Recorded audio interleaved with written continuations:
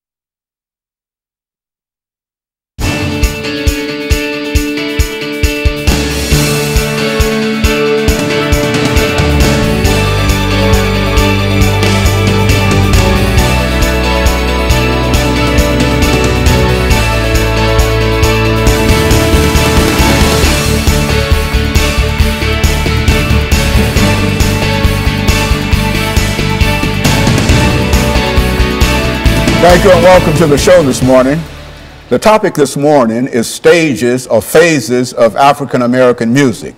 Indeed, it's information dealing with the African American musical experience from Africa through the continents. And of course, we have with us to talk about the various stages or phases of the African American musical experience, Minister Gregory Taylor. And of course, Mr. Taylor, you've been with us on a number of occasions, and we've had an opportunity to hear some information in reference to some of your biblical and Christian experiences and et cetera, and the importance of music and et cetera. And so I thought maybe that this would be an excellent opportunity to talk to you about the various stages of the African American experience. That is how African American music developed from the continent of Africa, and indeed how it spread throughout the world. Yes. Yes, Dr. Haney, it's great to be back. And I would like to introduce myself. My name is Gregory Taylor from Tuscaloosa, Alabama. And we have been discussing the music over the times that I've been here. And I'm a graduate of Selma University. Very good. And since I saw you last, I have become a member of the Civilian Conservation Corps Legacy Membership. And those men's wishes are to be remembered in song down on the Bicentennial Mall. And so so many things I saw bringing together the music that is just absolutely incredible. But one of the things that we have completed is what I call a pipeline from West Africa. And in this pipeline, one of the sons of Africa have shared with me how the music was sang as they were coming into the transatlantic slave trade, you know. And coming into the transatlantic slave trade, the only thing that lasted, as Dr. Y.T. Walker said, was the rhythm in the music. And so in a real sense, Mr. Taylor, I think we're saying here that when we look back on the continent of Africa, the Africans who came by way of the Middle Passage brought with them their musical experiences, and speak to that. I mean, yes. What kind of music are we talking about when we deal with the African musical experience on the continent of Africa? I understand that in Africa, everything, every day is done by music, you know, and that there was war music, you know, they used war music in the area of war.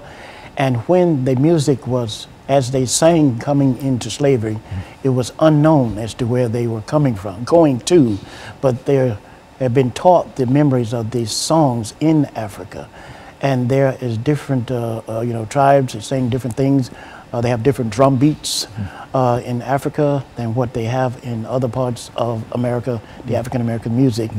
And it is basically those things, but what is most interesting is coming into the transatlantic slave trade and how horrible and difficult that was. But the only thing that lasted, again, was the rhythm. And when Booker T. Washington came back from Africa to America, he said that the children of Africa in the southern plantations have a note of sorrow in their music that you don't find in other African-American music in the country of America. And no, go on. And this is the great Booker T. Washington, founder of Tuskegee, Alabama. Institute in Alabama, the school that you probably know well. But go on and speak it. Okay, and he said that the children in the southern states, we have a note of sorrow in our music, and it's really not understood in a lot of other African-American communities in America, and it's one of the reasons for conflict in terms of music. Even here today in the area of music, you have disconnects where if they could bring the music together, it would do so much to help heal the country.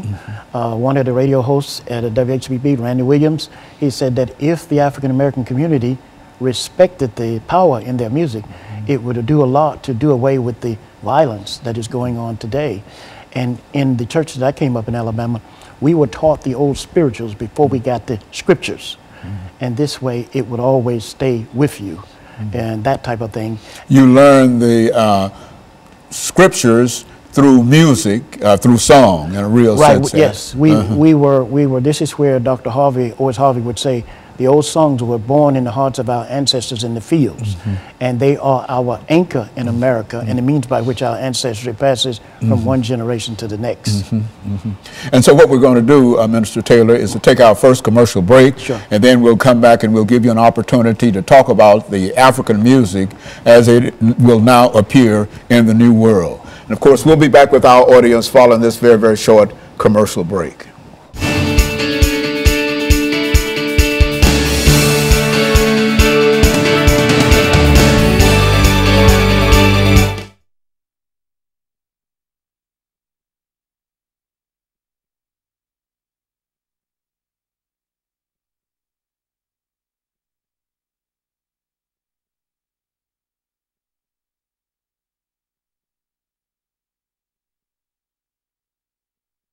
About it. Okay. You know, because I'm gonna be over here, and I hate to be throwing that trash in the audio. But I got you. I was wondering about that. No, I tried to ask you if I was speaking loud enough. No, you're not speaking. You weren't speaking loud. Speak it up. Speak out to it. Okay, and I'm gonna. Let me set the tone for when to come back. We passed the... No, this is 6 minutes, and now we're getting into commercial. And then when I come back, this is 8 minutes. Okay, now will this be the transatlantic? No, we are in America now. Yeah, in America. Okay, slavery. Slavery, okay. Okay. Slavery, okay. Now I'm going to set the tone in terms of how I want you to speak and the I got you. Sound. Okay. You know. I got you. Because it's excellent information, but you seem to be holding it back and whispering to me, and I said, I don't know. But, it's been a long time. You're doing excellent. You're doing it. Because you got information. See, that's all it takes. You got information. Yes. So if you don't have any information, then it's a real problem. That's right. But I know you've got information because we've had you so many times before, and you're talking about it now. But I want you to sort of raise that level. Yeah, this is the area which I'm most acquainted with. Yeah. See, I've got 30 seconds. Okay.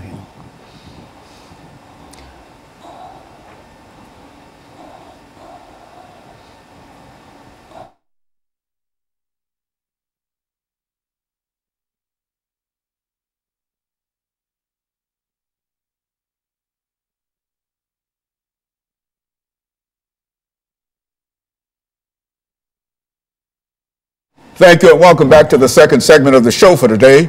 We're talking to Minister Gregory Taylor, and he's giving us some information in reference to the stages of African-American music. That is, African-American music from the continent of Africa. And in a real sense, I think, as you've already demonstrated, Minister Taylor, African-American music will eventually go all around the world. And so let's pick up from where we left off and give you an opportunity to talk about it at where you wish to start. Sure. now I can pick up in the area of the Deep South. And in the Deep South, as I had said about Booker T. Washington and the late Dr. Owens Harvey, who said, the old spirituals, this is very important, the old spirituals were born in the hearts of our ancestors in the fields. And in the Caribbean, they even referenced to the fact that they knew when they got out of slavery that they didn't have health care or anything like that, but their medicine was in the music. And that's the same thing here in America. And in the area which I came up in, we were taught to always stay near the church where the old songs are sang, because they are our anchor and they're the means by which our ancestry passed from one generation to the next. And the church was like our musical hospital. The first civil rights movement actually took place in Mississippi in a music studio. It wasn't the one that people think it actually was. And I recall when they rewrote the songs in the 60s and went into the streets and sang them. When they come back, Dr. Haney, they were not the same singers they left as. These are key points, and it's very important in order for us to bring the music back that will help heal the country. And one of the professors at Emory University has said, after studying all the families around the world, he concluded that the healing of the American family will start with the point of the old spirituals. And the maestro here, I heard him say in a chemistry class at Vanderbilt University that there's a composer who wrote that one day music will play a great role in saving the world. I believe that we are in that day today. And I've kept my music pure. I'm probably the purest person in America when it comes to music. And this past Sunday, I actually decided to only go to Sunday school, because I don't want to see, for me to make my music pure, to mix it up, that's lose money, you know. And so when you say that you've kept your music pure, yes, it means that you don't mix music that you use in Sunday school, church, with church worship music or worship music. Right. No. I don't mix it. And one of the other things that have taken place here, the old songs which are born in the hearts of our ancestors in the fields, that was when the European American owned the field. And now I've connected the old songs to a fourth generation farm, you know, in reference to the fact of mentioning to you that we discovered that have inherited a farm in Alabama. So what you have here, that's the heart of the America. The country is the farm, the land and the music. Yes, that's the land that and was the born music. out of the land. Yes, and one of the other things we have got to go back and do, we have got to look at the side effects of the music from the 60s. And see, like a lot of African Americans have OD'd on the MLK dream and the freedom song, suffering from mental indigestion of the 60s. You can't sing. Well, you can't sing nothing but freedom songs and protest music, you know. And these are things we have got to discuss. And you know, Dr. Haney, I believe today we have got to do more discussing music rather than singing music. Well, I think that's what we're trying to do here now, Minister. That is to talk about the music that you know, and the music that we've used for all kinds of purposes. I think you've indicated that music was used in the civil rights movement. It was a way that we protested. But we also know that music was also an element of entertainment. When we talk about slavery and the African musical tradition during that period, how did Africans express themselves in music on plantations? Well, one of the excellent examples of that is about 2005, Oprah Winfrey had a gala, and she had all of those singers to come together, Maria Shriver, one of the ABC News persons, and they were all singing what I call the modern entertainment type hymns and spirituals. And you had the young singers there, and they were just amazed because they had never seen this aspect of our heritage people. Everybody was amazed, but one of the key things, and I think Sidney Poitier said this, that it was so spontaneous. You know, you can't control it. And in the spontaneity of the music is what makes it what it is. And what I remember was the singer named, I believe, Alicia Keys. She actually caught the spirit of the music. She said, this is something that we have got to keep going. And see, I understand that, Dr. Haney, and that means that the music is not taught, it is caught. And by me keeping mine pure, I'm able to go back and connect the music. And the only thing that I can show you what I mean here is when money when writing was added to money, it never separated, you know. What do you mean when people started to write songs for money? No. This is way back there. When money was first, writing was first added to money, it never separated, you know. And so I keep in my music pure because I know there's medicine in it. It is needed today to help heal. And Dr. Bradley's music was used in the 60s to diffuse racial tension, you know, across the country. And then that mentioned about President Reagan's funeral music. All of those hymns in President Reagan's funeral music, I grew up on them, every one of them, you know. As a matter of fact, when you talk about Dr. Bradley, I think you're speaking of one of the great pioneers in reference to African-American music, spiritual music, and etc. So what we would like for you to do, Minister Taylor, when we come back is for you to devote some time in terms of this great pioneer, because I think that most of the music that we hear today, spiritual music and etc., will come primarily out of some of the things that Dr. Bradley did, and the most important thing, I think he lived in Nashville, Tennessee. Is That's that right? Yes, and born in Memphis. Okay, so we've got about a minute, and then we want you to start talking about some information in reference to that experience, and then when we take our second commercial break. But I think that some of the information that you're giving now is excellent, and I think it's the kind of information that we want to use, but we want to wrap it around an individual that you believe. I know because we've had conversations in reference to Dr. Bradley before. As a matter of fact, I think you gave me a book dealing with Dr. Bradley, and so I know that you've got a lot of information in reference to it. And so when we come back, then we'll talk about Dr. Bradley, and we'll be back with our audience following this very, very short commercial break.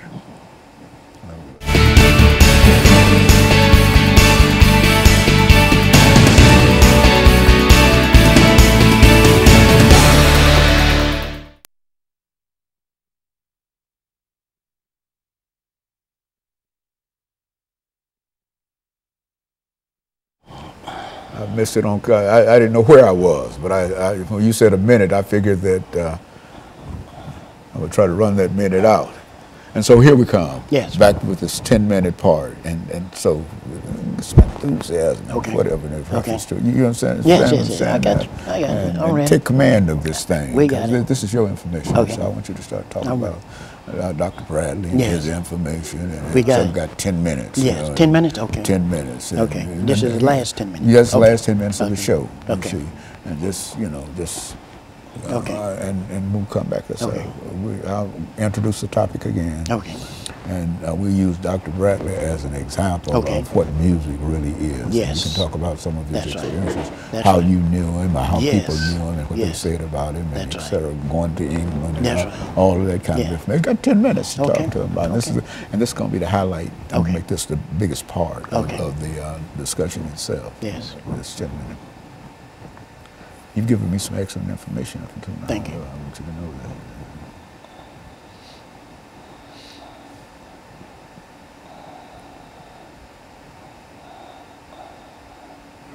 Yes, sir.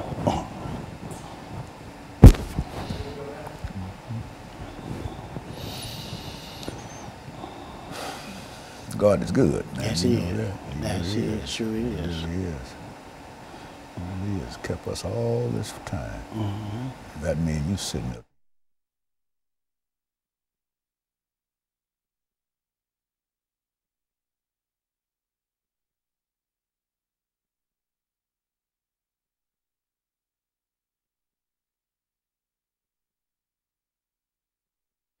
Thank you and welcome back to the final segment of the show for today. We're talking to Minister Gregory Taylor, and he's given us some information dealing with the stages of the African American musical experience from the continent of Africa throughout the world. And I think, Minister Taylor, we can pick up during this last 10 minutes and give you an opportunity to talk about one of the individuals that can bring in a large number of other names and et cetera that played such an important part in the musical experience. And this is Dr. Bradley. Talk about Dr. Bradley. I grew up with Dr. Bradley singing in Alabama.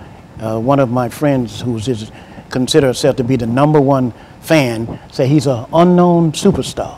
Sang all over the world, sang in China, Paris, France, and we're getting his CD back into those different countries. His name is in granite on the Court of 3 Stars, just about 100 feet away from the Civilian Conservation Corps marble plaque. And what we are doing here, Dr. Haney, we are bringing together the music of Sir J. Robert Bradley to fulfill the wishes of the CCC camp men. And on that stone down there, it said that few men have the opportunity to touch as many thousands as those men did over the years. And also that they say at the end, if they see fit to remember us in song, they will consider that their ward. And I have to mention this gentleman too. His name is Charlie Fletcher in Cleveland, Tennessee. He was a CCC campman since about 96 years old. That's about the age my father would have been. But in reference to Sir J. Robert Bradley, it's all connected. And I have had the opportunity to meet architect Kim Hinton of the Bicentennial Mall. And the meeting was so important, Dr. Haney, that I went to visit his church to see what kind of music they were listening to. And that idea came from me reading about where when Sir Winston Churchill met Franklin Delano Roosevelt, he had them to play Onward Christian Soldiers because that was during war. And see, I am a child of World War II. My father was there, you know. And so all of these things were coming together, and the purpose of it is to help protect the country because I have inherited what it means to be safe and sound. And if I can't be safe, I can't be, you know. And but Dr. Bradley, music was used from the East Coast to the West Coast in order to diffuse tension. And his website, I don't know if I could give that out. Yeah, go give that. The website is jrobertbradley.com. And his music, the book, we are working on he's due out on a postage stamp any day now. And we are just hoping that this will help create safe communities, create an atmosphere, because our people, I don't think it's racism, I don't think it's bullying. I think it's an emotion from the 60s that have turned into a virus, that this music used to debrief us from that, or help us to shed those emotions of that era. And these are areas where we got to go, and music is the key for doing that. And Dr. Bradley sang for the Queen of England in 1955. It's in his book.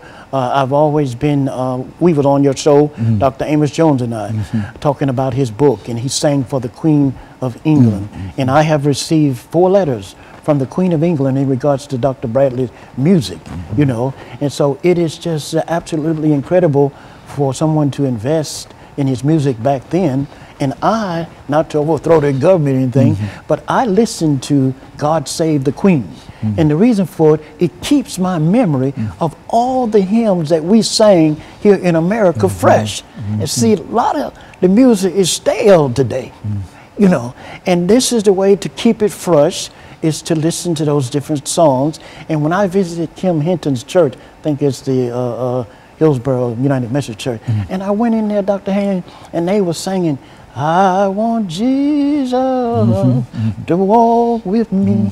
And I said, they are singing more I am than we are, you know? And so it's these type of things that's happening with the music now, and we have got to get back to this to save the country. You know, one thing about Dr. Bradley, his beginning. Yes. Talk about that, because I think that's right. That's he, Booker T. Washington, right. several, many others during that period were able to rise to great fame. That's right. Talk about his beginning. Dr. Bradley grew up very poor. For a long time, he didn't have shoes. And there's a story in his book about where they were hungry and they didn't have any food. And he told his mother to forget God or something, and his mother got on him because she had trained him to sing in prenatal. And my mother marked me by the church and the prophet Samuel. But also, Dr. Haney, where I can relate to him, my mother was hungry and pregnant with me. And sometimes I can complain like a hungry, pregnant black woman. But in the reason, it's all there. But the music does so much to help today, the atmosphere. And there needs to be more Dr. Bradley's music on the radio. If Southern Baptists and National Baptists would sponsor Dr. Bradley's music on the air, I guarantee you it'll do a lot to diffuse the tension. And he wrote someone in England and let them know that he sang at the University of Alabama during the time of the problems between the African Americans and the Caucasians. You know, I was just in the 3rd grade then. But I remember all of those times and things that were going on there. He sang at Stillman College, sang at the University of Alabama, and then there's a gentleman here in Nashville by the name of Charlie Parker. He heard him at Sanford University, and there's a testimony he sent me in order to share with others and how Dr. Bradley talked about that if you love, say you love everybody, you know, and you don't love me, these things like that, the music broke out, you know. And but he has an incredible story. And I told him to, when I came to Nashville in 1978, I visited him in his home. And I told him, I said, I was afraid of you, Dr. Bradley, because you would make the people sing in the choir, and I couldn't. So I didn't go, but I did go to church to listen to him, and he said, oh, that's all right. You know? So you had an opportunity to meet him face to face and go inside his home? Yes, he was living in the Capitol Towers, and this is what he shared with me there. He said, never insult a person in speech. And he also said to me how kind the Queen of England was to him while he was there. That's an extraordinary statement, and really for him to be called to England by the Queen, and she having a desire to hear him, and of course she and her court, I'm sure, that's an extraordinary accomplishment for a person who came. Now he was from Memphis, was he? Memphis, Tennessee, dirt poor, and also Dr., let me not forget, Dr. I think Melvin Townsend at Sun School Publishing Board. He was responsible for sending him to England to the Trinity School of Music to be educated, and his purpose was to come back to America in order to teach his people how to sing the old songs. And this is what we are trying to continue doing today. And I remember he had several opportunities. The man who was over one of the big radio stations or radio makers on would have taken care of him if he had stayed in England for the rest of his life. But he would let them know he had to go back because of how he was sent there. You know, and by us having kept the music pure, we were not allowed to leave the church and rewrite the songs to go into the streets to sing them. And therefore, that means my memory of his music is pure. And I grew up on a multicultural street. There were Koreans, Choctaw Indians, African Americans. My sisters were going to Africa, Stillman, and I met Africans then. So my whole life has been multicultural. And here recently, I mentioned to you, I discovered that just at September 23rd, that my brother was Caucasian, you know, and that has caused me to realize, you know, that humorously speaking, Dr. Haney, I can be half Oreo, half apple, and have 8 colors, Crayola colors in me, because my father roots are from San Well, that was a common situation in a real sense throughout these periods. But when you discover it and you know actually what it is, it helps you to better yourself and well as others, you know. It gives you a better understanding of everything in a real sense, and that life is really great. But its life is real. That's right. So I think that's right. It's true. But during this last minute, Minister Taylor, let me thank you for bringing about what we consider to be some excellent information dealing with the African American musical experience. And I think one of the most important things that I got out of what we were talking about here today is the ability of the certain kind of music to have a great psychological impact upon people, whether it's through singing or through choirs or whatever, and that music is very, very important. And I want to thank you in a real sense for bringing that information by, and I want to encourage our audience to tune in again next week for another informative edition of Comments. Thank you.